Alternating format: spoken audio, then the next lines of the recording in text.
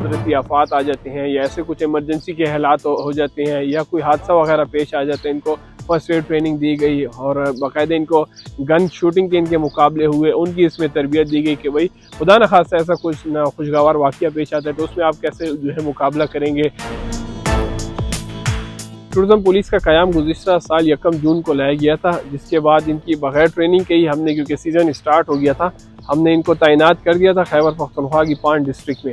और इस साल फिर इनकी बाकायदा गुज़िश्ता साल ट्रेनिंग हुई पुलिस ट्रेनिंग स्कूल में, इनका पासिंग आउट परेड हुआ और ये भी टोटल 171 पुलिस के नौजवान हैं जो मुख्तलिफ सियासी और तारीख़ी मकामात में तैनात है।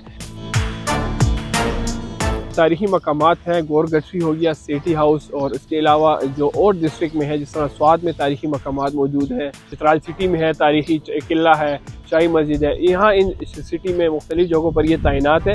जो टूरिस्ट आते हैं ये उनको बाकायदा फैसिलिटेट करते हैं, उन्हें वेलकम करते हैं और बाकायदा उनके साथ जाते हैं। जो टूरिस्ट आते हैं जिनको ज़रूरत पड़ जाती है, जिनको फ़र्स्ट एड की ज़रूरत पड़ जाती है, फिर ये बाकायदा इनको पहुँचाते भी हैं और हेल्प भी करते हैं।